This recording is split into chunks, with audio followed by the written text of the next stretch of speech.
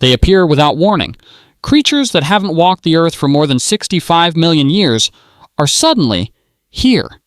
The ground shakes. The air fills with a deep, primal roar. Dinosaurs are back. 10 minutes later, confusion spreads. People rush outside to the sound of heavy footsteps. A shadow passes overhead. It's not a plane, but the wings of a pterosaur. News channels begin reporting sightings from every continent. The largest land animals anyone has ever seen now do roam streets, forests, and open fields. 2 hours later, emergency calls surge. Highways clog with cars as people try to flee populated areas. A lone brachiosaurus moves slowly through farmland, its long neck sweeping over rooftops, crushing fences like matchsticks. In other places, chaos is immediate.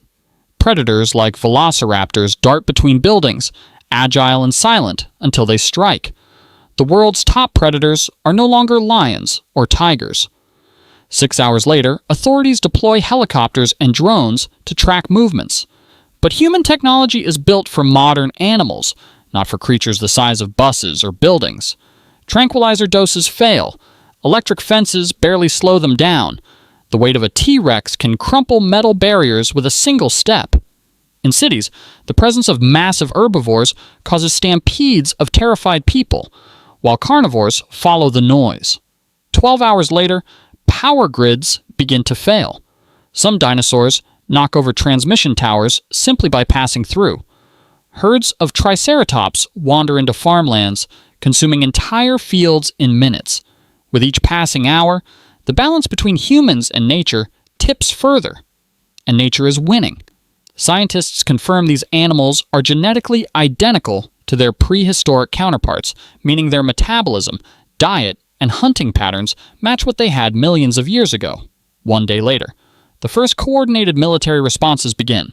Tanks and heavy artillery are deployed, but the world quickly realizes the cost. These animals are both a biological marvel and an immediate danger. Every bullet fired destroys a piece of history no one thought they'd see alive. Still, in areas where predators threaten large populations, action is swift and lethal. Meanwhile, satellite images reveal migration patterns.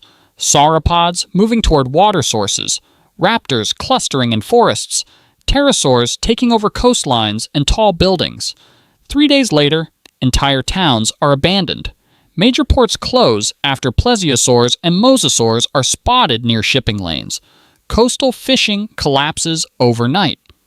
The food chain begins to shift. Apex predators are no longer under human control.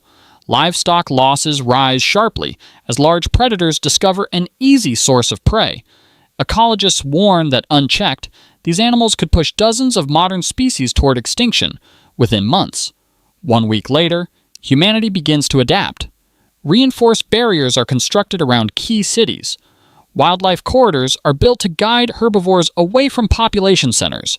Some regions experiment with massive tranquilizer cannons, while others attempt relocation to remote reserves. Still, the risk is ever present. One pack of raptors slipping through a fence could erase months of safety. 1 month later, Earth is transformed. Airspace belongs not only to planes, but to giant flying reptiles. Grasslands echo with the calls of hadrosaurs. Rivers churn with the movement of enormous aquatic hunters. Humans are no longer the sole masters of the planet.